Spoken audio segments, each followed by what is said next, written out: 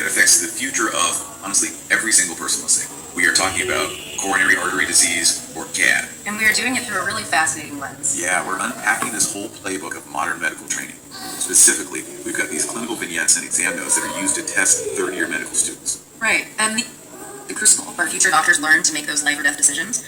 By looking at how they're tested, we get this incredible direct window into the current state of precision medicine. Which is moving far away from that old take 2 aspirin and call me in the morning era. Completely. We're moving into an era of hyper-individualized, calculated risk. So, to start, fundamentally, coronary artery disease is, well, it's a plumbing problem. That's a great way to put it. It's atherosclerotic plaque accumulating in the coronary arteries, those vital pipes that feed oxygen right to the heart muscle itself.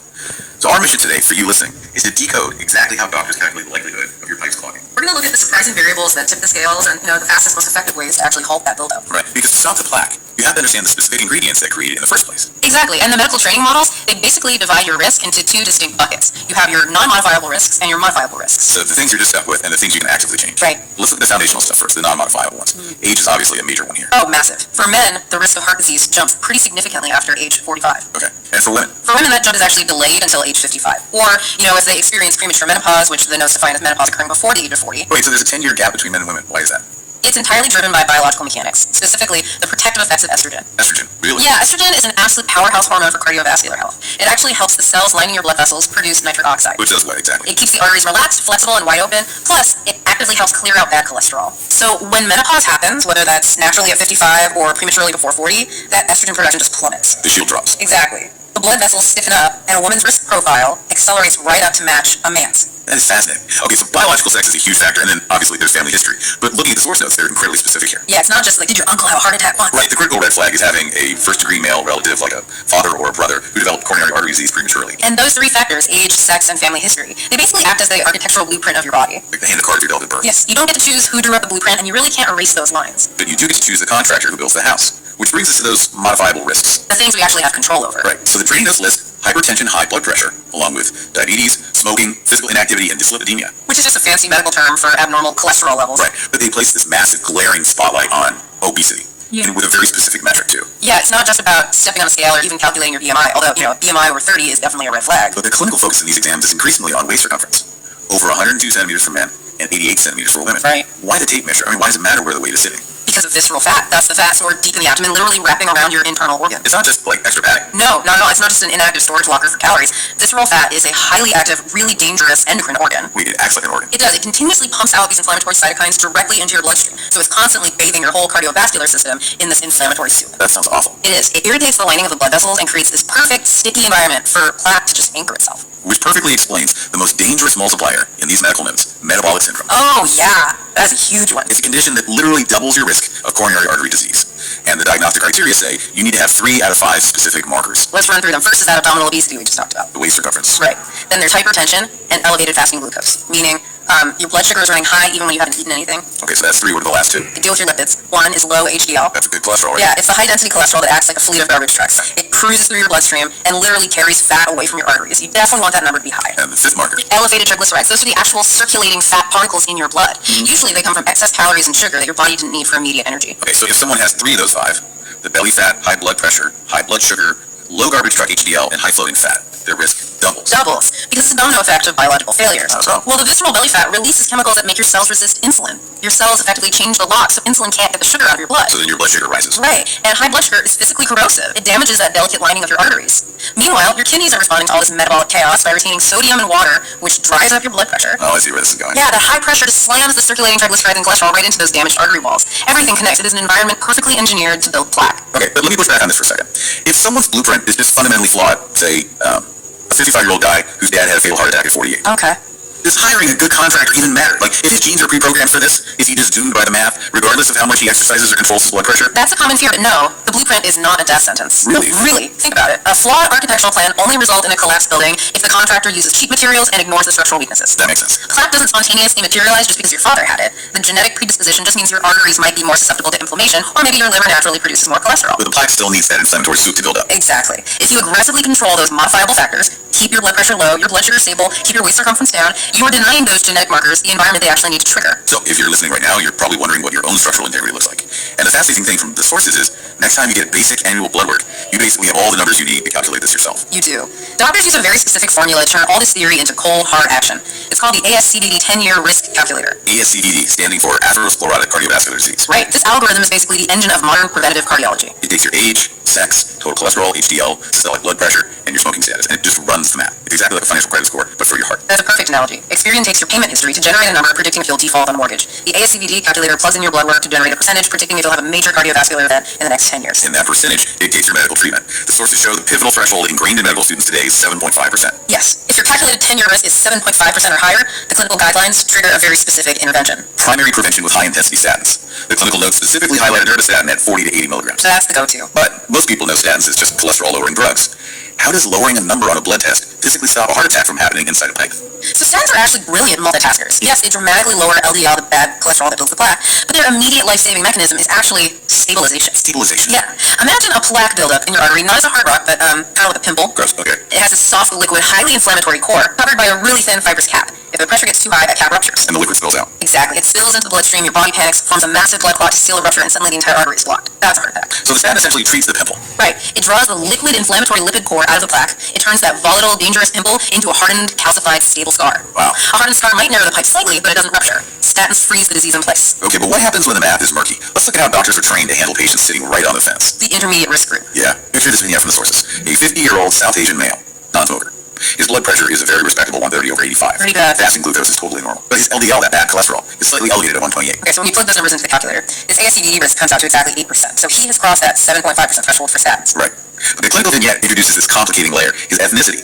South Asian ancestry is universally categorized as a risk-enhancing factor. Yes, populations from the Indian subcontinent have historically demonstrated a significantly higher baseline risk for aggressive heart disease, and standard algorithms often just underestimate that danger. So algorithmically, this patient is in the danger zone. He's at 8%, plus he carries a genetic risk enhancer. The purely mathematical approach dictates immediate high-intensity statin therapy. But the doctor in this training scenario doesn't reach for the prescription pad. No.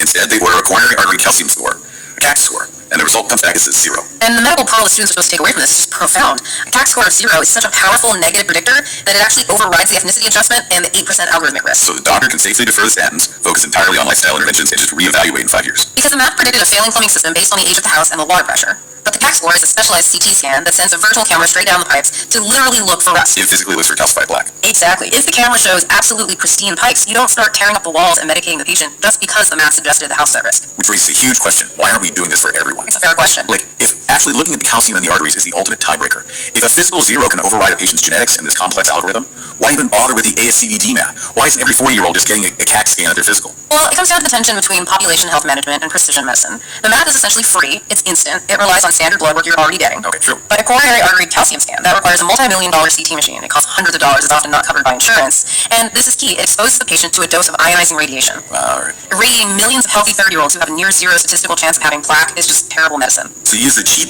harmless math to cast a wide net and catch the people sitting in the murky middle. That, 7.5% to 20% intermediate zone. Exactly. Then you deploy the expensive camera to definitively break the tie. It prevents overtreatment. It saves people with clean arteries from taking a daily medication for decades, while making sure those with hidden asymptomatic plaque get the aggressive intervention they desperately need. Speaking of interventions, once the risk is confirmed, whether the math proves it or the camera sees, the rust action has to be taken. And the sources show something amazing. If you get all the modern medical interventions against each other in a race to see which one fixes the risk the fastest, the winner completely laps the field. Yeah, the clinical exams actually frame it exactly like that. They present a patient with multiple risk factors and ask the student to identify the single intervention that will most rapidly reduce their CAD risk. And the options usually include doing strict blood pressure control, lowering A1C for diabetics, getting LDL cholesterol under 70 with a heavy statin, or complete cessation of tobacco smoke. And the winner is stopping the smoking. The timeline detailed in the notes is staggering. If a patient quits smoking, their risk of a major coronary event drops by 50% within just 1 year. It's incredible. And within 5 years, their cardiovascular risk profile practically normalizes, approaching the level of someone who never smoked at all. Right? Dropping your risk of a fatal disease by half in 12 months without swallowing a single pill is almost unheard of in chronic disease management. To understand why that turnaround is so violent and rapid, you have to look at what tobacco smoke is actually doing inside the body. Most people just associate smoking strictly with lung tissue damage, or cancer. Sure. But in the cardiovascular system, the chemicals you inhale through a cigarette act like a chemical blowtorch directly applied to the endothelium. The inner lining of your blood vessels. Right, this microscopic, delicate inner lining. A healthy endothelium is like Teflon. It's slick, smooth, and blood cells just glide right past it. But the smoke ruins that. The chemical blowtorch of tobacco smoke turns that Teflon into Velcro. It damages the cells, causing them to become jagged, inflamed, and incredibly sticky. So every passing particle of bad cholesterol and inflammatory cytokine immediately snags on the Velcro. And starts building a plaque mound. But the endothelium is wonderfully resilient. The moment you remove that chemical blowtorch, the acute inflammation subsides. The cells begin to repair themselves. Exactly, and the Velcro slowly turns back into Teflon. You aren't just lowering the amount of cholesterol in the blood, you're completely removing the environment that allows it to stick. That makes total sense. That's why the risk of plummets so much faster than waiting for a statin to slowly drain a plaque core. Right.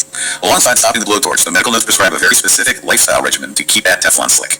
The baseline is 150 minutes of moderate intensity aerobic exercise every single week. And dietarily, they don't just give a generic eat healthy mandate, they explicitly emphasize the Mediterranean diet. Focus on the heavy reduction of saturated animal fats and a significant increase in omega-3 fatty acids from fish and nuts, which actively fight vascular inflammation. Which brings us back to the most fascinating shift in these training notes, the interventions they've quietly stripped away entirely.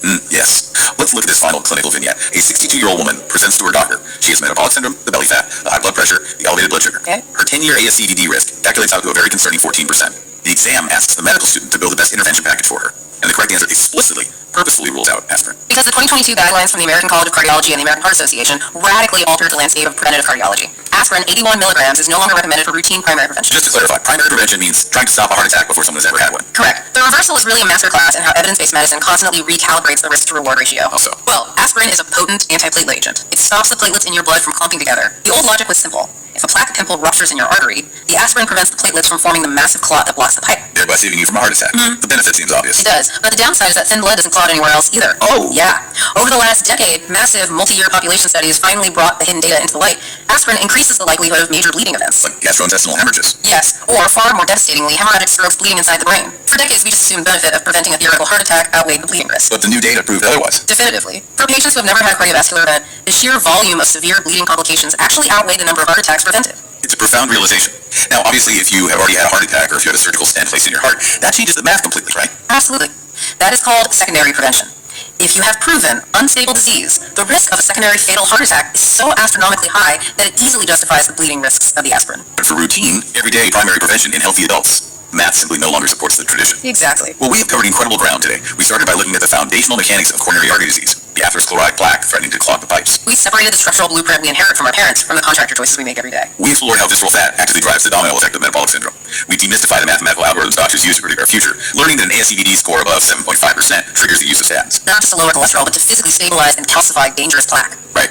We watched a CT camera looking for calcium completely overrule an ethnic risk enhancer and a scary math equation. We learned that turning off the chemical blowtorch of smoking heals the blood vessels faster than any known medication. And we saw that the generations-old tradition of a daily baby aspirin has quietly been retired by the very medical schools that once championed it. The evolution of these clinical vignettes proves that medicine is a living, breathing science. It adapts to new data, and it's increasingly rejecting the one-size-fits-all approach in favor of looking really closely at the individual. It really changes how you look at the systems around us. I mean, we saw today how a single definitive physical look inside the body that's zero on CAC score could instantly dismantle a complex demographic-based predictive algorithm. We are living in an era where we increasingly rely on artificial intelligence, predictive math, and algorithms to run our health, our finances, and our daily lives, which